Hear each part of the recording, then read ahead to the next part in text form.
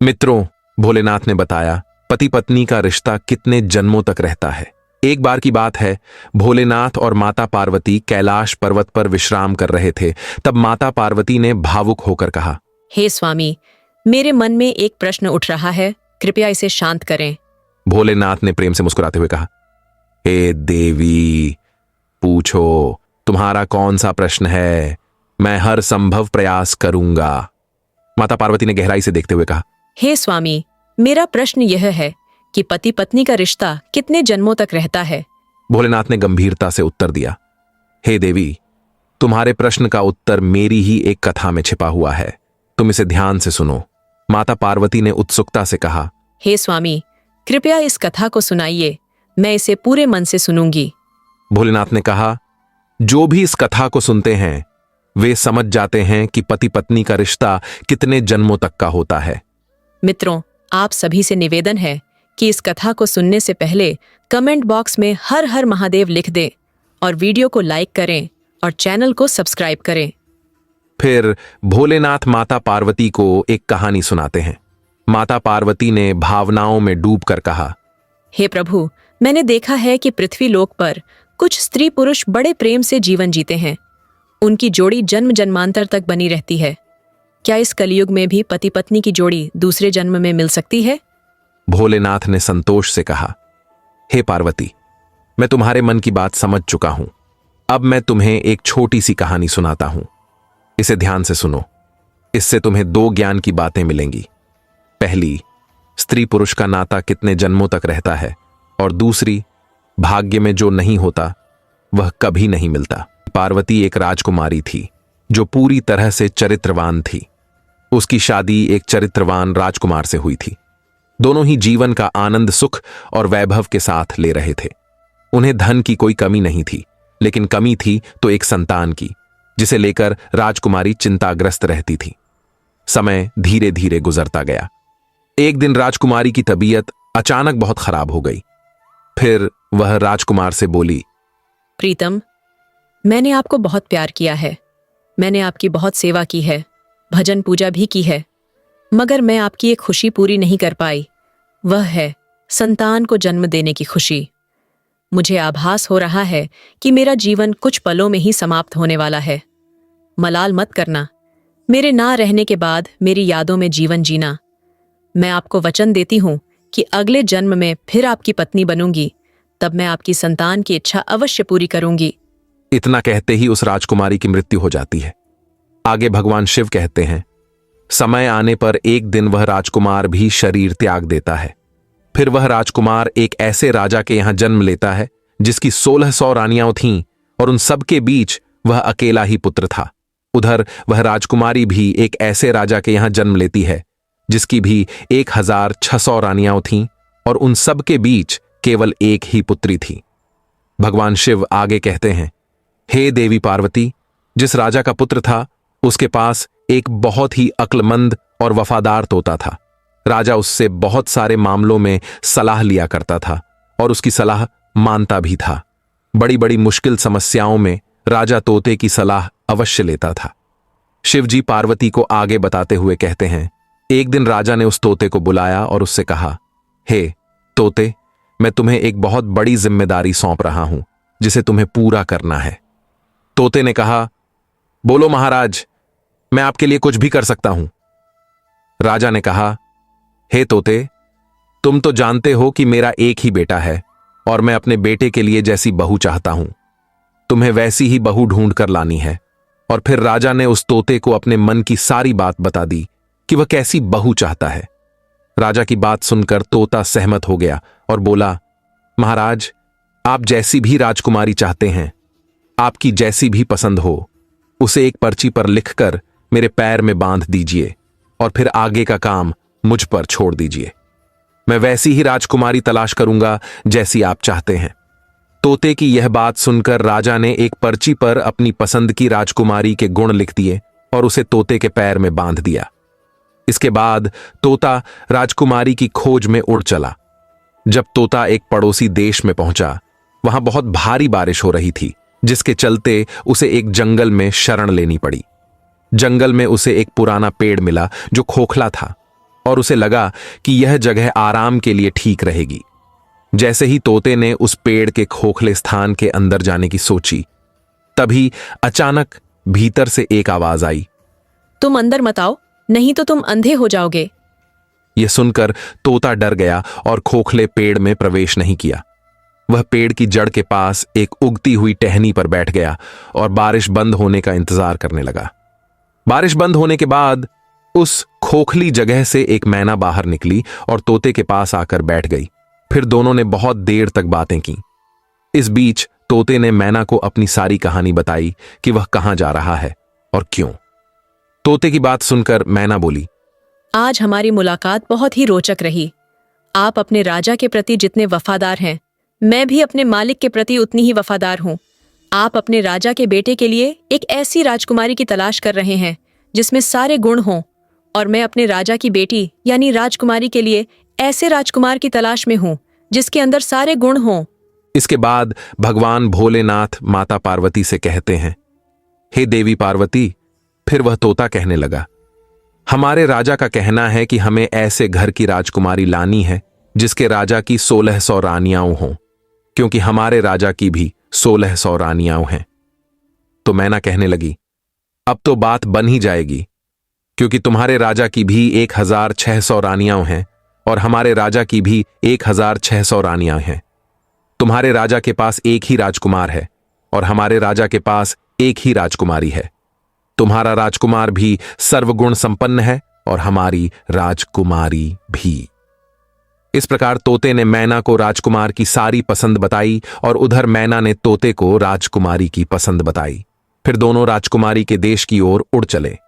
तोता मन ही मन सोच रहा था, मेरे मालिक का सपना पूरा हो जाएगा, उनकी ख्वाहिश पूरी हो जाएगी, क्योंकि वह जैसी राजकुमारी चाहते थे वैसी ही राजकुमारी मुझे मिल गई है। फिर भगवान भोलेनाथ माता पार्वती से कहते हैं, हे देवी पार्वती। इस प्रकार जब तोता और मैना उड़ते हुए राजकुमारी के महल पहुंचे तो महल के एक नौकर ने उन्हें देख लिया। उसने जाकर राजा से कहा, महाराज, आपने मैना को जिस कार्य के लिए भेजा था उसने आपके साथ विश्वासघात किया है। वह राजकुमार की तलाश में कहीं नहीं गई, बल्कि एक तोते के साथ घूम रही है। मैंने उसे अपनी आंखों से देखा है। वह आपकी बात को पूरी तरह भूल गई है और आपकी आज्ञा का उल्लंघन किया है। जब राजा ने अपने नौकर से यह बात सुनी तो वह क्रोध से भर गया और उसने तोते और मैना को मारने का आदेश दे दिया। जब यह बात मैना को मालूम पड़ी तो उसने तोते से कहा, हम दोनों की जान खतरे में है। जितनी जल्दी हो सके हमें यहां से भाग जाना चाहिए। जल्दी से उड़ो, वरना हम बेमौत मारे जाएंगे। इससे पहले कि राजा के तीर हम पर बरसें, हमें यहां से दूर भागना होगा। फिर ऐसा सोचकर तोता और मैना वहां से बहुत दूर उड़ गए। जब राजा के नौकर उन्हें मारने आए तो वे तोता और मैना को वहां नहीं देख सके। उन्होंने उन्हें बहुत खोजा, लेकिन वे कहीं नहीं मिले। फिर अपने आप को यह तसल्ली देते हुए नौकर वापस लौट गए कि शायद तोता और मैना को शाही हुक्म का पता चल गया और वे किसी सुरक्षित जगह पर चले गए हैं। कुछ दिन इंतजार करने के बाद जब लोग इस बात को भूल गए तो तोता और मैना वापस महल आए। आकर तोता राजा के दाहिने घुटने पर और मैना राजा के बाएं घुटने पर बैठ गए। फिर दोनों ने राजा से पूछा, आप हमें क्यों मारना चाहते थे? हम तो आपके वफादार हैं। महल के नौकर हमसे जलते हैं, इसीलिए उन्होंने आपसे हमारी बुराई की। हम तो आपको खुशखबरी सुनाने आए थे। तोते ने कहा, हम दोनों बड़े शान वाले राजाओं के सेवक हैं, जो समझदार और अमीर भी हैं। हमने हमेशा आपके साथ वफादारी निभाई है। इस तोते के राजा के पास 1600 रानियां हैं और आपके पास भी 1600 रानियां हैं। इस तोते के राजा के पास केवल एक बेटा है और आपके पास केवल एक बेटी है। भले ही आप दोनों ने एक दूसरे को कभी देखा नहीं, पर आपको अपने बच्चों की शादी एक दूसरे के बच्चों से करानी चाहिए। उस राजा को ऐसी बहू चाहिए जैसी आपकी बेटी है और आपको वैसा ही दामाद चाहिए जैसा इस तोते के राजा का बेटा है। तोता और मैना ने राजा को यह अच्छी खबर दी, जिससे राजा बहुत खुश हो गया। फिर तोते ने राजा की ओर अपना पैर बढ़ाया, जिसमें एक पर्चा बंधा हुआ था, जिसमें राजकुमार की पसंद लिखी हुई थी। राजा ने वह पर्चा पढ़ा और बहुत खुश हुआ। पहले तो उसे तोता और मैना पर विश्वास नहीं हुआ, लेकिन जब उसने पर्चे को देखा तो उसे तोते पर यकीन हो गया। इसके बाद राजा ने तोते के पैर से राजकुमार की शाही तस्वीर निकाली और उसे अपनी रानियों के पास भेज दिया। उन्होंने कहा, इस तस्वीर को देखकर बताइए कि यह राजकुमार कैसा है। कुछ दिन बीत गए, लेकिन तस्वीर वापस नहीं आई। राजकुमारी को वह तस्वीर बहुत पसंद आई और वह उसे हमेशा अपने हाथ में लिए रहती थी। कुछ दिनों के बाद रानियों की तरफ से जवाब आया कि राजकुमार सबको पसंद है और अब जल्दी ही शादी हो जानी चाहिए, क्योंकि राजकुमारी राजकुमार को देखे बिना नहीं रह पा रही है। मित्रों, फिर भगवान भोलेनाथ माता पार्वती से कहते हैं, हे देवी, जैसे ही यह संदेश राजा के पास पहुंचा तो राजा ने तोते से कहा कि वह अपने मालिक के पास जाकर कहे कि राजकुमार की मनपसंद लड़की मिल गई है और वे 10 महीने के भीतर शादी के लिए हमारे पास आ जाइए। तोते ने आदरपूर्वक राजा को प्रणाम किया और अपने देश को उड़ चला। जब वह अपने देश पहुंचा तो उसने राजा को अपनी सफल यात्रा के बारे में बताया। यह सुनकर राजा बहुत प्रसन्न हुआ कि उसे अपने बेटे के लिए वैसी ही राजकुमारी मिल गई जैसी वह चाहता था। राजा ने इस शुभ समाचार को भव्य तरीके से मनाने का आदेश दिया। राजकुमार के लिए सबसे कीमती और बेहतरीन वस्त्र बनाए गए, घोड़ों के लिए शानदार जीन तैयार की गई, सिपाहियों के लिए नई और सुंदर वेशभूषा तैयार की गई। अनमोल हीरे जवाहरात, उच्च गुणवत्ता के कपड़े, दुर्लभ फल, कीमती मसाले और उत्कृष्ट इत्र आदि एकत्र किए गए। राजा ने हर चीज को ध्यानपूर्वक इकट्ठा किया। समय तेजी से बीत गया और तैयारियां पूरी हो गईं, लेकिन शादी से कुछ दिन पहले ही राजकुमार के पिता बीमार पड़ गए और उनका देहांत हो गया। यह पूरे परिवार के लिए एक बड़ा धक्का था। राजकुमार को अपनी यात्रा टालनी पड़ी, क्योंकि ऐसे समय में शादी करना अपने पिता का अपमान माना जाता। फिर जैसे ही शोक का समय बीता, राजकुमार अपने तोते के साथ राजकुमारी के साथ शादी करने के लिए निकल पड़ा। राजकुमारी का राज्य बहुत दूर नहीं था, इसलिए राजकुमार शीघ्र ही वहां पहुंच गया। उसने अपने डेरे को राजकुमारी के महल के पास के बगीचे में लगाया, लेकिन यदि वह उस बगीचे में न गया होता तो अच्छा होता, क्योंकि वहां उसका तोता मारा गया। बगीचे के माली ने तोते को मार दिया, क्योंकि वह आम के पेड़ पर बैठकर आम खा रहा था और राजकुमार की ओर फेंक रहा था। यह देखकर माली को क्रोध आ गया और उसने तोते को मार दिया। राजकुमार के लिए यह बड़ी मुसीबत थी। इसके कुछ समय बाद ही उसे यह सुनने को मिला कि राजकुमारी के पिता ने अपनी बेटी की शादी उससे करने से मना कर दिया, क्योंकि उसका पिता मर गया था। बगीचे में कुछ दिन बीतने के बाद राजकुमारी सैर के लिए बाहर निकली और उसी रास्ते से गुजरी जहां राजकुमार का डेरा लगा था। उसकी नजर बगीचे पर पड़ी और उसने राजकुमार को देखा। राजकुमारी ने तुरंत उसे पहचान लिया, क्योंकि उसकी तस्वीर अभी भी उसके पास थी। उस समय राजकुमारी ने कुछ नहीं कहा और सीधा अपने महल में लौट आई। उसे अपना प्रेमी मिल गया था, इसलिए अब सब कुछ उसे बहुत अच्छा लगने लगा। शाम को खाने के समय राजकुमारी ने अपना आधा खाना खाया और बचा हुआ आधा खाना राजकुमार की तस्वीर के साथ उसे भेज दिया।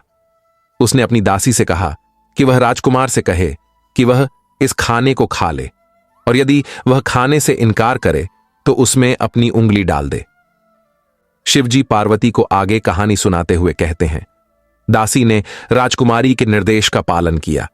जब राजकुमार ने खाना नहीं खाया तो दासी ने अपनी उंगली उस खाने में डाली। जैसे ही उसने चावल में उंगली डाली, उसे उसमें एक तस्वीर मिली। राजकुमार ने सोचा कि राजकुमारी उसे प्रेम करती है, और इसी सोच के साथ उसने एक चिट्ठी लिखकर दासी के हाथों राजकुमारी को भेज दी। जब दासी महल में पहुंची और राजकुमारी ने वह चिट्ठी पढ़ी तो उसके मन में राजकुमार से मिलने की प्रबल इच्छा जाग उठी। आधी रात को राजकुमारी ने अशर्फियों से भरा एक थैला लिया और उस बगीचे की ओर निकल पड़ी जहां राजकुमार ठहरा हुआ था। वहां पहुंचकर उसने राजकुमार से कहा, तुम आश्चर्य में मत पड़ो, मैं तुम्हें बहुत प्यार करती हूँ और इसलिए छिपकर तुम्हारे पास आई हूँ। मेरे पिता हमारी शादी की अनुमति नहीं देंगे, इसलिए चलो अपना घोड़ा तैयार करो और मुझे अपने साथ अपने देश ले चलो, जहां कोई हमारा कुछ बिगाड़ नहीं सकेगा। राजकुमार और राजकुमारी दोनों ही घोड़ों पर सवार होकर राज्य से बाहर निकल गए। वे एक ऐसे स्थान पर पहुंचे जहां उनकी जान खतरे में पड़ गई। उस नगर में एक जादूगरनी रहती थी जिसकी एक बेटी थी। जैसे ही उसकी बेटी ने राजकुमार को देखा, वह उससे प्रेम कर बैठी और उससे विवाह करने की ठान ली। अब वह जादूगरनी सोचने लगी कि उसकी बेटी की शादी राजकुमार से कैसे होगी। फिर उसने एक चाल चली। वह जादूगरनी की बेटी मन में विचार करने लगी, आखिरकार मेरी शादी इस राजकुमार से कैसे होगी। फिर उसने एक तरकीब सोची और जादूगरनी की बेटी ने अपनी मां से कहा कि वह राजकुमार और राजकुमारी को अपने घर खाने के लिए बुलाए। अपनी बेटी की बात मानकर जादूगरनी ने राजकुमार और राजकुमारी को अपने घर खाने का निमंत्रण दिया। जब वे दोनों जादूगरनी के घर खाना खाने के लिए आए तो जादूगरनी ने राजकुमार को एक कमरे में बुलाया। वहां उसने राजकुमार के गले में रस्सी का फंदा डाल दिया। जैसे ही फंदा कसा, राजकुमार एक भैंसे में बदल गया। इसके बाद जादूगरनी ने उस भैंसे को एक सुरक्षित स्थान पर पीछे के दरवाजे से बाहर निकाल दिया और अपनी बेटी को उसके साथ भेज दिया। अब राजकुमारी, जिसने खाना खा लिया था, अपने राजकुमार को ढूंढने लगी, लेकिन वह नहीं मिला क्योंकि वह अब भैंसा बन चुका था। उधर सारा दिन भैंसा जादूगरनी की बेटी के पीछे पीछे चलता रहा। जहां भी वह जाती, भैंसा उसके पीछे पीछे होता। रात के समय जादूगरनी की बेटी भैंसे के गले से रस्सी का फंदा उतार देती, जिससे वह फिर से राजकुमार बन जाता। लेकिन जैसे ही सुबह होती, वह फिर से रस्सी का फंदा राजकुमार के गले में डाल देती और वह फिर से भैंसे में बदल जाता। दिन भर वह उसे घुमाती रहती थी। इस बीच राजकुमारी कई दिनों तक अपने राजकुमार से नहीं मिल पाई थी। वह पागलपन की हद तक दुखी थी और अपने राजकुमार को इधर उधर खोज रही थी। उसे समझ में नहीं आ रहा था कि उसका राजकुमार उसे छोड़कर कहां चला गया। वह मन ही मन सोचती कि क्या राजकुमार ने उसे धोखा दे दिया है, लेकिन फिर वह खुद को यह कहकर समझाती कि राजकुमार उसे धोखा नहीं दे सकता क्योंकि वह उससे बहुत प्यार करता है। फिर उसके मन में यह विचार आया कि कहीं किसी ने उसका कत्ल तो नहीं कर दिया। इसके बाद राजकुमारी ने एक आदमी का रूप धारण किया और उस देश के राजा के पास गई। उसने राजा को अपनी सारी बातें बताईं। राजा राजकुमारी के रूप, उसके चेहरे मोहरे और उसकी बातें सुनकर बहुत प्रभावित हुआ। फिर राजा ने उसे अपने दरबार में कोतवाल के पद पर नियुक्त कर दिया। जब राजकुमारी कोतवाल बन गई तो उसे कई घरों में आना जाना होता था, जिससे उसे बहुत सारे घरों के रहस्य मालूम होने लगे। इस प्रकार राजकुमारी कोतवाल बनकर राजा के यहां काम करने लगी। समय धीरे धीरे बीतता गया और कई साल गुजर गए। फिर एक दिन राजा की मृत्यु हो गई। उधर नगरवासियों ने उस कोतवाल, जो वास्तव में राजकुमारी थी, को राजा बना दिया क्योंकि वह जनता के प्रति बहुत अच्छा व्यवहार रखती थी। फिर एक दिन उसी नगर से एक व्यक्ति भैंसा बेचने के लिए राजा राजकुमारी के रूप में के पास आया। राजा ने वह भैंसा खरीद लिया क्योंकि वह बहुत उपयोगी था और किसी भी खोई हुई चीज को सूंघ कर ढूंढ सकता था। लेकिन एक दिन वह भैंसा अचानक गायब हो गया। राजा ने पूरे नगर में घोषणा करवा दी कि नगर के सभी भैंसे इकट्ठे किए जाएं। उधर यह सूचना जादूगरनी तक भी पहुंची। नगर के सभी भैंसे राजा के सामने लाए गए, मगर जादूगरनी ने अपना भैंसा, जो कि वास्तव में राजकुमार था, नहीं भेजा। जब सैनिकों ने राजा, जो कि वास्तव में राजकुमारी थी, को बताया कि जादूगरनी ने अपना भैंसा नहीं भेजा है, तो राजा गुस्से में आ गई और उसने आदेश दिया कि जादूगरनी से वह भैंसा जबरदस्ती मंगवाया जाए। जब सैनिकों ने उस भैंसे के गले में बंधी रस्सी को जोर से खींचा तो रस्सी उसके गले से निकल गई। जैसे ही रस्सी निकली, वह भैंसा राजकुमार के रूप में बदल गया। तब राजा रूपी राजकुमारी, वास्तव में राजकुमारी, का सपना साकार हो गया और वह तुरंत राजकुमार के गले लग गई। फिर उस जादूगरनी को पकड़वाकर कारागार में डाल दिया गया। इसके बाद राजकुमारी, जो अब राजा का रूप धारण कर चुकी थी, ने सभी नगरवासियों से कहा, मुझे अपने राजकुमार से मिलने के लिए एक आदमी का रूप बदलना पड़ा था। मैं वास्तव में एक औरत हूं, इसलिए आज से आप सभी हमारे राजकुमार को अपना राजा और मुझे अपनी रानी समझो। ये सुनकर सभी नगरवासी बहुत खुश हो गए और उन्होंने उस राजकुमार को अपना राजा और राजकुमारी को अपनी रानी के रूप में स्वीकार कर लिया। इस प्रकार राजकुमार राजा बन गया और उनका राज्य सुख और समृद्धि से भर गया और वह राजकुमारी रानी बन जाती है।